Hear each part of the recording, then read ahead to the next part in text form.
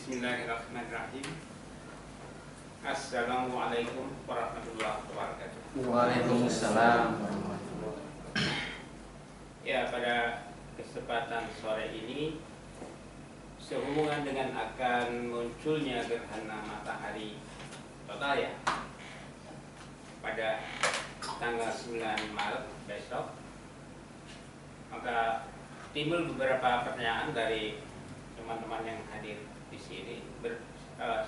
Satu pertanyaan dari teman yang hadir di sini juga dari beberapa teman yang di Facebook itu kebetulan mereka inbox ke saya tanya, ya intinya pertanyaan kebanyakan yang mereka tanya itu kenapa kita harus melakukan sholat pada saat terjadinya gerhana ya.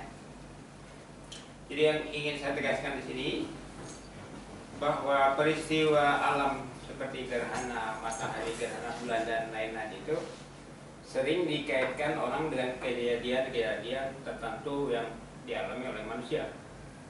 Ada yang mengaitkan dengan keberuntungan, ada yang mengaitkan dengan kecelakaan, musibah dan sebagainya.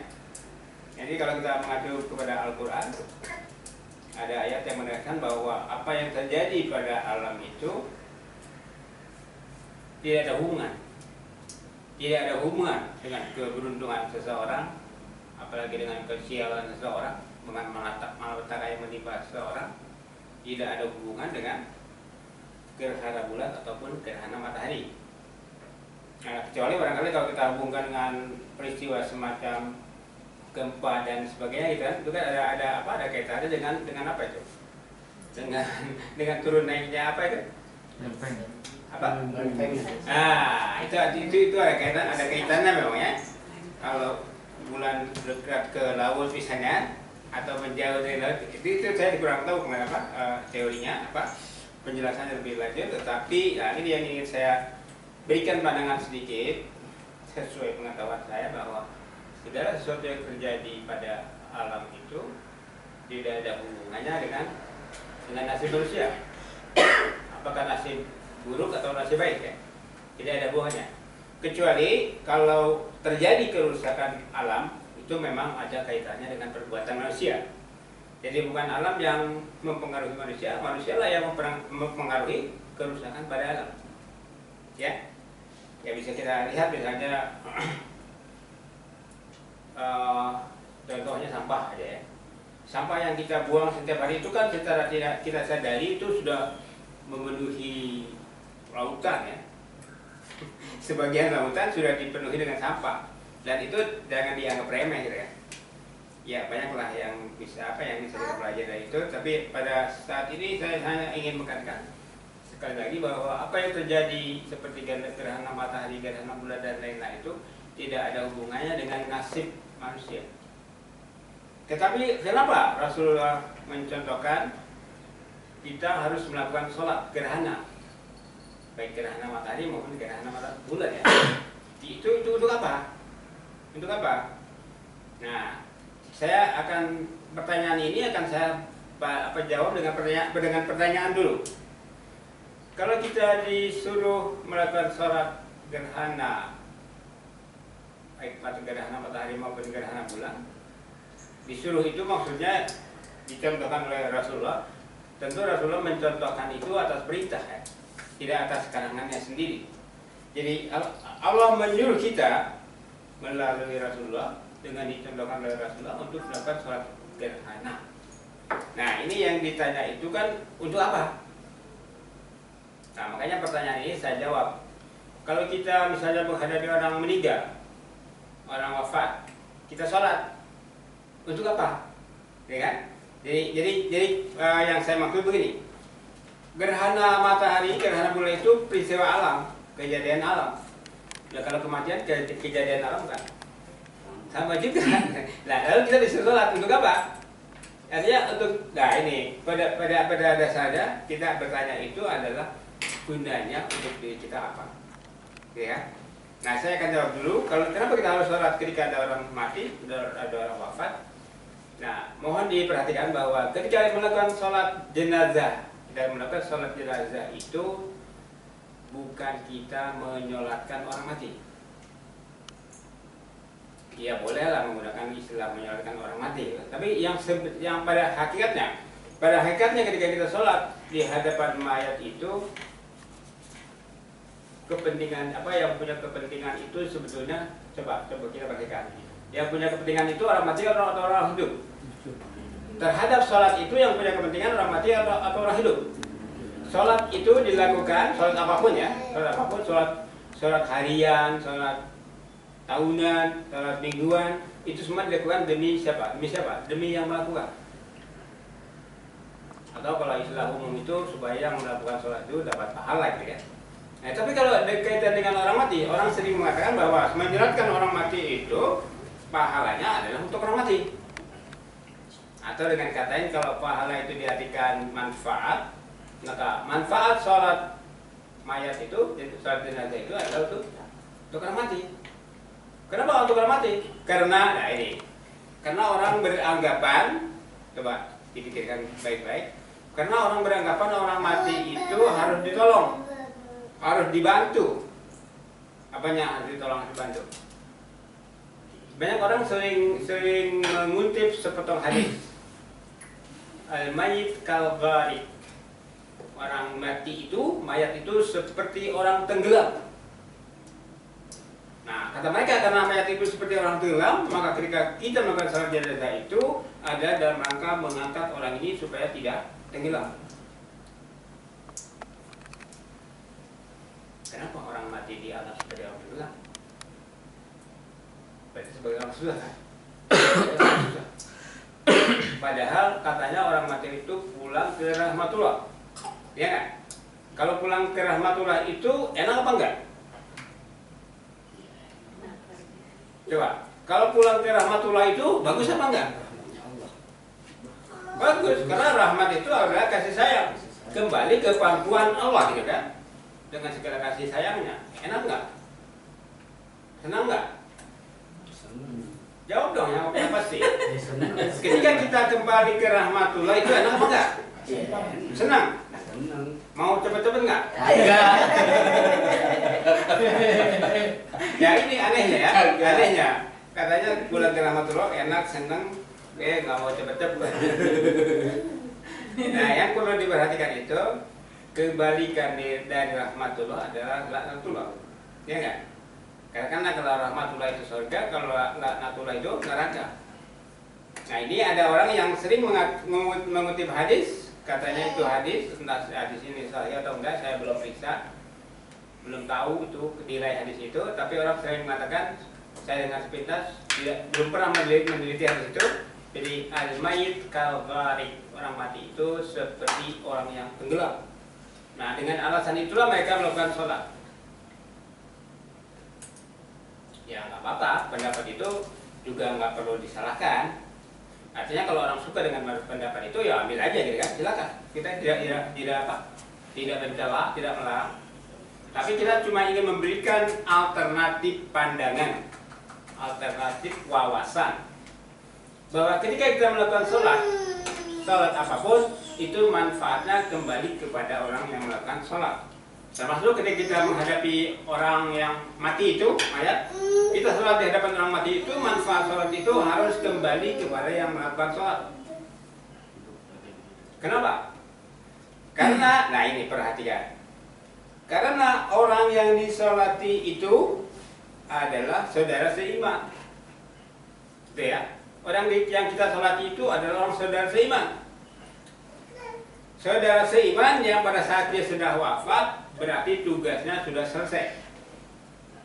Dan kita berharap dia, siapapun dia itu, adalah mati dalam keadaan husnul khatimah, dalam keadaan akhir hidup yang baik, yang sempurna, yang artinya sempurna apanya? Imannya. Jadi kita beranggapan, bersangka baik, berhusnudzon terhadap yang mati itu, si mayit itu, sebagai saudara seiman yang sudah menyelesaikan tugasnya dengan baik. Nah, karena dia itu sudah wafat, sudah selesai tugasnya, maka kita yang masih hidup itu harus apa coba? Harus meneladani, harus menjadikannya sebagai contoh. Jadi ya kita anggap ini orang kan ketika ada yang wafat, saya mengatakan apakah dia mendengar dalam keadaan baik? Baik. Apakah saudara mengakui orang ini baik? Baik. Semua kan ngomongkan baik ya. Gak ada ngomong, oh jahat, dia dulu pernah nyakitin saya misalnya, nggak ada ya. Nah itulah pula sebabnya Rasulullah melarang kita ketika ada orang, kalau orang sudah wafat tidak boleh menceritakan keburukannya, hanya kebaikannya yang boleh diceritakan. Kenapa? Nah itu tadi, karena yang wafat ini saudara kita seiman dan dia harus kita anggap sebagai teladan, sebagai petugas yang sudah selesai, sebagai hamba yang sudah selesai menunaikan tugasnya, maka kita memberi hormat, menandakan bahwa kita ingin mencontoh segala kebaikannya. Ya, itulah manfaat sholat mayit.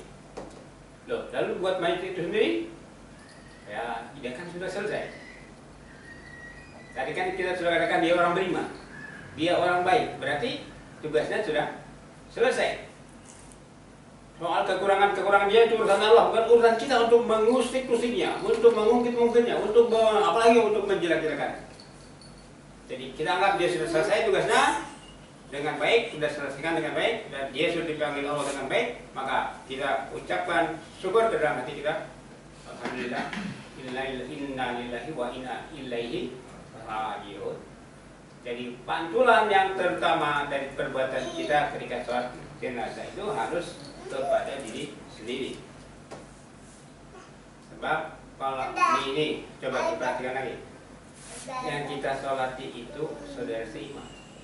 Kalau orang kafir boleh nggak sholat? Orang kafir boleh nggak sholat? Orang kita kenal betul sepanjang hidupnya itu memang dia kafir, nggak boleh sholati. Walaupun dia saudara kita, walaupun dia anak kita, walaupun istri kita, suami kita, tidak boleh. Waduh, kok kejam amat. Nah, bukan kejam amat, karena yang mati itu tidak layak diteladani. Kalau dia berbuat buruk, berakhlak buruk, apalagi dia kafir, gitu kan, tidak boleh diteladani. Lalu kita berdiri sholat di situ, ini apa? Coba, kita mau meneladani orang kafir. Dia sudah selesai tugasnya sebagai apa? Sebagai abdi, sebagai katakanlah kasarnya sebagai abdi setan, gitu kan. Kalau kita harap kita meneladaninya, enggak. Jadi ini hati-hati betul dalam konteks kita memberikan iman bahwa yang boleh disolati ketika dia mati itu hanya orang beriman. Yang orang yang hanya kita kenal sebagai orang yang beriman. Itulah sebabnya kita berdiri di hadapannya, di hadapan mayatnya untuk melakukan sholat jenazah. Ya, jadi pantulan sholat jenazah itu pada dasarnya harus mengacu kepada si pelaku sholat. Gitu ya. Jadi si pelaku sholat yang harus mengambil manfaatnya. Adapun buat yang mati kita ikhlaskan kepergiannya, karena kita juga kalau pengen disuruh secepatnya juga mau. Nah, kembali sekarang kepada peristiwa gerhana matahari. Nah, akan terjadi besok, insya Allah. Itu benar-benar akan terjadi nggak? Benar-benar akan terjadi nggak? Nah, insya Allah itu bila Allah benar-benar menghendaki terjadinya, gitu kan? Kalau tidak menghendaki, kan bagaimana? Nah, kita kan hanya menghitung berdasarkan perkiraan-perkiraan matematis yang kebetulan dengan alat-alat tertentu ramalan itu bisa tepat, ya, sehingga kita bisa beramai-ramai nonton, kan? Nah, ini kan kebalikan daripada keadaan di zaman Rasulullah. Kalau zaman Rasulullah itu orang berlomba-lomba ingin melakukan sholat gerhana untuk tadi ya, untuk mengungkapkan ke tanda syukur, tanda simpati, tanda. Nah sama, jadi, nah perhatikan coba, hamba Allah itu bukan hanya kita, pikir kita ya, bukan hanya manusia, bukan hanya orang beriman. Hamba Allah itu termasuk alam semesta, hewan. Alam semesta itu apa? Alam semesta itu mulai dari benda-benda bumi sampai benda-benda langit. Benda-benda langit itu termasuk bulan dan matahari. Itu semua tunduk patuh terhadap perintah Allah. Jadi alam itu adalah makhluk yang patuh. Alam semesta itu makhluk yang patuh. Alam semesta adalah makhluk yang patuh. tanpa membangkang, tanpa membantah, tanpa tawar-menawar, patuh 100%. Nah, ini kan berbeda dengan kita. Kita ini mau patuh kepada Allah, itu kadang-kadang hanya pengakuan. Dan pengakuan itu tidak ditindaklanjuti dengan kelakuan. Hanya pernyataan, tidak sesuai dengan kenyataan. Tapi kalau alam semesta itu patuh, kenyataannya memang patuh. Itu satu hal. Satu hal lain lagi, bahwa alam itu adalah ayat Allah. Alam ini juga merupakan ayat Allah. Jadi kalau kita bicara ayat, ayat itu ada dua. Ada ayat kauliyah. Maksud ayat kauliyah itu ayat yang berupa perkataan, berupa firman. Nah, ayat kauliyah itu terdapat di dalam Al-Quran. Ini ayat yang berupa kata-kata. Ayat berupa kata-kata isinya apa? Keterangan, nasihat, pelajaran, peringatan, perintah, larangan. Nah, sedangkan ayat yang lainnya adalah ayat kauniyah. Ayat kauniyah. Apa itu ayat kauniyah? Ayat yang berupa makhluk. Jadi kaun atau al-kaun itu sama dengan makhluk atau kejadian atau peristiwa. Manfaat ayat ini apa? Sama dengan ayat kauliyah, adalah untuk memberi peringatan, untuk menjadi pelajaran, untuk peringatan, untuk perintah dan larangan. Nah, tetapi ayat yang seperti ini hanya bisa dipahami oleh orang yang berpikir. Ya tentu saja ini juga sama gitu kan. Tetapi biasanya ayat kauniyah ini baru kita pahami kalau kita sudah paham ayat kauliyah. Jadi ayat yang berupa kejadian itu baru bisa kita pahami kalau kita sudah membaca firman Allah. Jadi kalau kita tidak pernah mempelajari firman Allah, ya paling-paling kita hanya menebak-nebak. Atau bahkan kita tidak tahu sama sekali. Misalnya sekarang orang berbondong-bondong ingin melihat gerhana matahari total. Karena apa? Karena informasi dari siapa? Dari para ilmuwan, dari para peneliti yang mengatakan bahwa akan terjadi gerhana matahari dan itu merupakan apa? Fenomena alam. Itu merupakan apa? Fenomena alam. Mereka hanya memahami ayat Allah itu sebagai fenomena. Apa itu fenomena? Ya katakan agamanya fenomena itu sesuatu yang istimewa, sesuatu yang jarang terjadi, sesuatu yang khas, istimewa, yang ganjil, yang dan seterusnya. Nah, mereka jadi sekarang ini mereka berbondong-bondong ingin melihat gerhana matahari total hanya karena itu ada sebuah fenomena. Ingat Allah enggak? Ingat enggak bahwa ini sebagai ayat? Ingat enggak bahwa ini sebagai ayat? Tidak. Buru-buru ingat bahwa itu ayat. Nah, kita melakukan sholat baca ayat enggak? Kita melakukan sholat atas perintah ayat enggak? Iya. Sholat ritual yang kita lakukan setiap hari, setiap minggu, setiap tahun itu berdasarkan perintah yang kita dapati, perintah Allah yang kita dapati berupa ayat kauliyah. Maka terjadi gerhana matahari itu ayat bukan? Ayat. Dan Rasulullah mencontohkan bahwa kita harus melakukan sholat ketika terjadi gerhana matahari. Untuk apa? Kepentingannya untuk apa? Apa kita ini penyembah matahari? Ya, penyembah bulan? Bukan. Kepentingannya adalah untuk meneladani kepatuhan alam. Dan dikatakan alam itu patuh tanpa protes, patuh tanpa apa? Tawar menawar.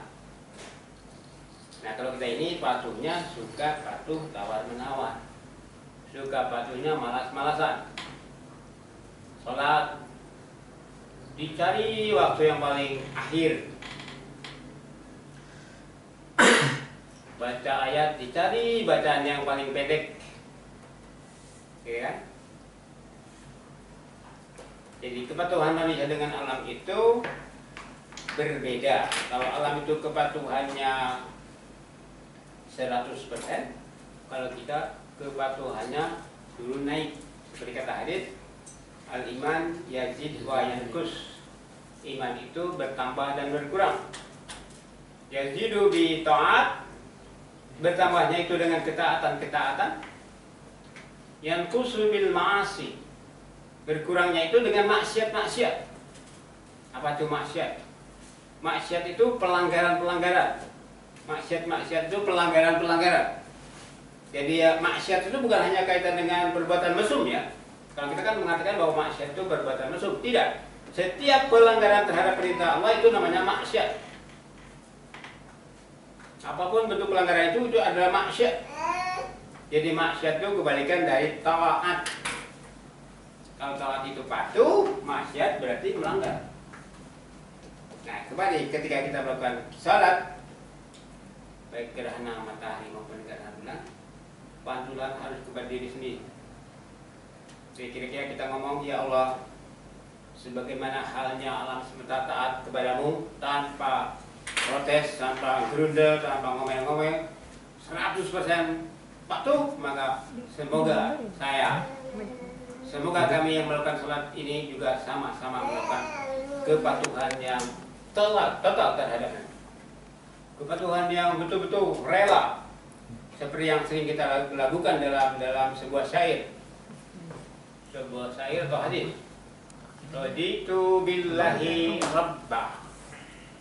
Saya rela Allah menjadi Tuhan saya. Wabil islami dina, dan Islam menjadi agama saya, menjadi penataan hidup saya. Terus Wabil Muhammadin nabiyan rasulullah.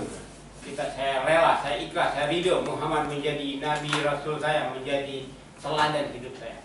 Terus wabil Qur'ani imamah, dan Quran, saya rela Quran menjadi imam, menjadi pemandu, menjadi pengalas kehidupan saya, menjadi pelurus kehidupan saya, untuk menjadi hamba-Mu yang sepatutnya, patuh sepatutnya, seperti halnya patuh seluruh alam. Tidak usah jauh-jauh. Kalau kita bicara kepatuhan alam, diri kita, jasad kita, raga kita ini alam, ya kan? Jasad kita ini alam. Semua disebut apa? Apa yang mau disebut dari raga kita? Mata, gigi, telinga, kulit, bulu. Ada nggak yang bukan alam? Kalau semua alam, semua patuh. Kalau semua alam, semua patuh. Yang jadi pertanyaan adalah yang menempati raga, apa itu? Ruh. Ruh kita. Nah, ruh kita patuh nggak? Ruh kita, nyawa kita patuh nggak? Nah, terkadang ku patuh, terkadang maksiat. Nah ini jadi gitu ya. Jadi gunanya kita sholat itu apa sih? Kan inti dari sholat itu doa kan? Inti dari sholat itu adalah doa. As-salatu hiya doa, gitu ya, yang perlu diperhatikan. Sholat itu adalah doa. Doa itu sama dengan apa? Harapan. Sama dengan harapan, cita-cita, dan sebagainya ya. Nah, jadi dalam kita melakukan sholat gerhana itu termasuklah kita menegakkan harapan untuk apa? Menegakkan harapan untuk patuh terhadap Allah. Karena kepatuhan kita itu labil ya. Kalau alam itu kepatuhannya stabil, kalau kita ini labil kan. Seperti tadi saya katakan, ada hadis mengatakan Aliman, Yasin, Yankus, Yasin, Yankus. Nah ini jadi iman itu ibarat ombak laut, turun naik, turun naik, turun. Kalau tinggi kayak tsunami gitu, hebatnya. Nah kadang-kadang jatuh sehingga jatuhnya itulah kita menjadi orang yang apa? Kadang-kadang menjadi orang yang murtad ya, murtad. Yang semula kita ini beriman menjadi murtad. Kalau murtad otomatis kafir. Nah, kembali kepada ayat ini kita lihat. Kalau kita perhatikan pada ayat ini, coba perhatikan pada kata Allah, matahari beredar pada porosnya, pada pusat edarnya, pada apa? Pada orbitnya katakanlah, pada pusat orbitnya. Kalau ibarat roda, matahari berputar pada asnya. As-samsu tajri li mustaqarrin laha. Matahari pasti, sudah pasti tajri, beredar. Ya kalau tajri itu, kalau kita buka kamus, tajri itu mengalir. Jaro ya itu mengalir ya, secara harfiah mengalir. Tapi kalau matahari, masa matahari berbentuk bulat misalnya kan, masa mengalir. Ya paling-paling menggelinding. Nah, tapi ini menggelindingnya itu pada porosnya, berputar pada poros. Nah, yang perlu diperhatikan di sini, dzalika takdirul azizil alim. Jadi beredarnya itu merupakan takdir. Apa takdir? Ketentuan, kepastian. Jadi matahari itu memang harus begitu, beredar pada porosnya.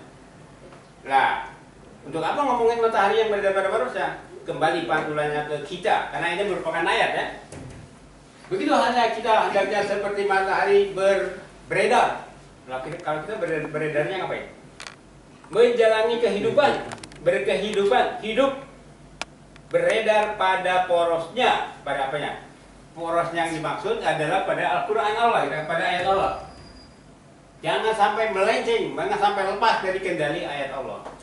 Berputarnya kita, hidup kita, sibuknya kita itu harus sibuk berdasarkan kepatuhan kepada Allah, mengikuti perintah larangan dalam ayat Qauliyah maupun yang tersirat dalam ayat Qauliyah. Nah, ayat Qauliyah ini kan, jadi ini salah satu ayat Qauliyah ya. Samsul tadi li mustaqarilah.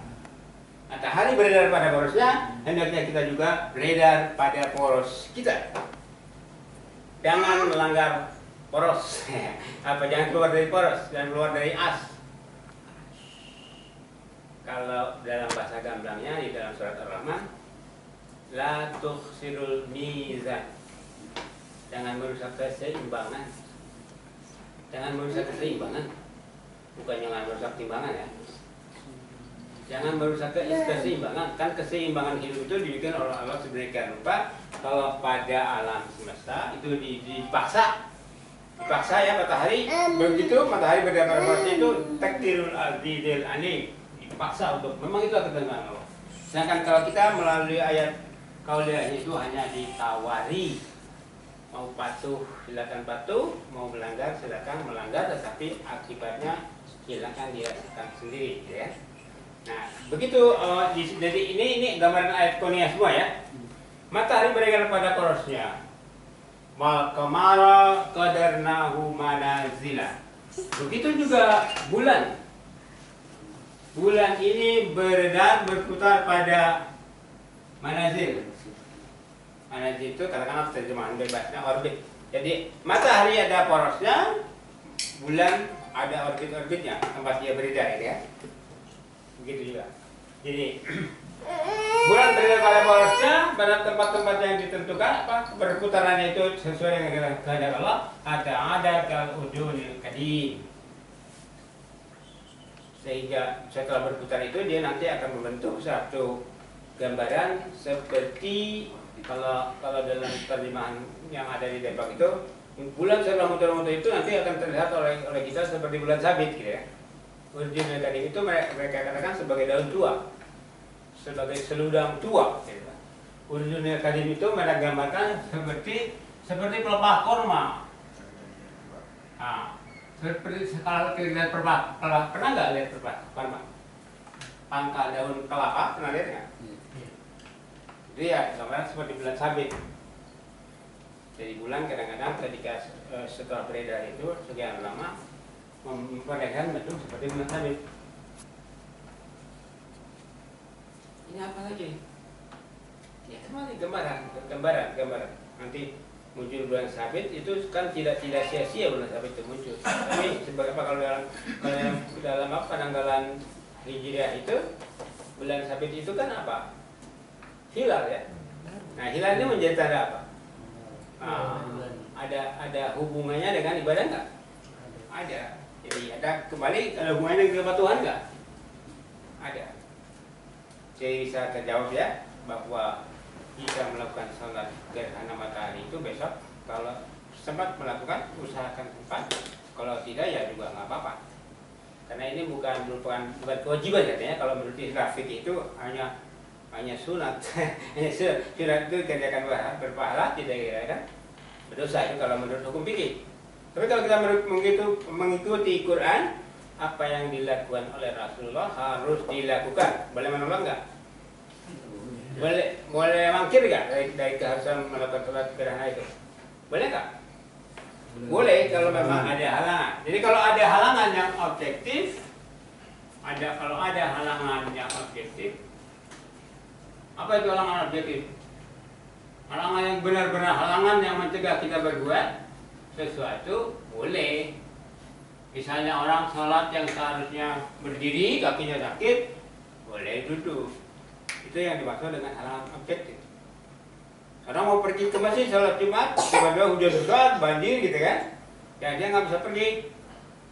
Ya nggak apa-apa, nggak pergi. Jadi kita bisa melakukan sesuatu, bisa melanggar, tidak melaksanakan perintah itu bila ada halangan objektif. Seperti orang buta disuruh membaca Quran, bisa nggak? Nggak bisa. Tapi kalau dia belajar dulu, misalnya melihat huruf braille gitu kan, baru bisa. Kalau dia harus melihat dengan matanya, orang nggak bisa. Orang dia punya halangan objektif bahwa dia buta gitu kan. Nah itu gambaran halangan objektif. Itu misalnya buta, yang tidak bisa melihat, atau lumpuh, tidak bisa berjalan, ya. Atau memang wah kita ini punya hambatan kesibukan berdasarnya sangat menghambat. Ya, contoh misalnya saya harus jagain bayi gitu kan, harus sholat Jumat di rumah, bayi nggak ada yang jagain, masa bayi boleh tinggal sendirian? Akhirnya saya nggak sholat Jumat kan. Kalau saya menjaga bayi itu otomatis saya tidak sholat Jumat, boleh nggak? Ya bukan boleh atau enggak, masalahnya ada hambatan atau enggak gitu kan. Ternyata ada hambatan, ya nggak apa-apa. Sebab kalau bayi ditinggal sendirian di rumah, bagaimana? Mau misalnya dia tidur, nanti bagaimana kalau tiba-tiba dibangun? Jatuh di tempat tidur dan lain-lain sebagainya.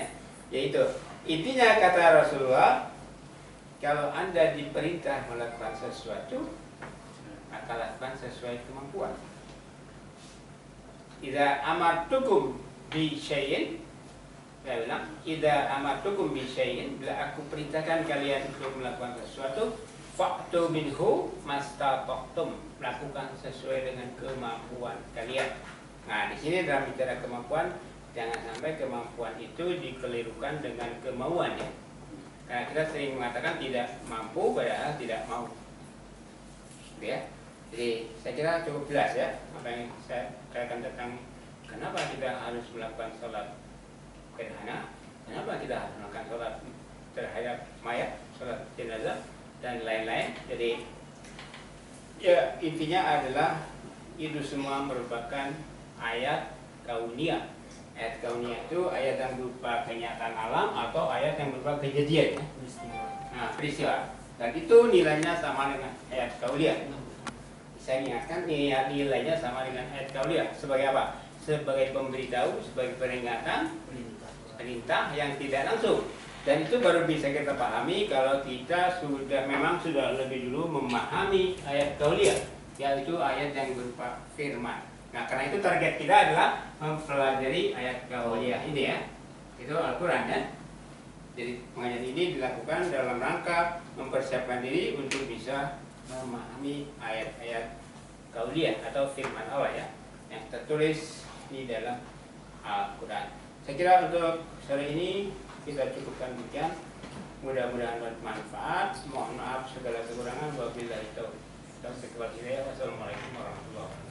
Waalaikumsalam.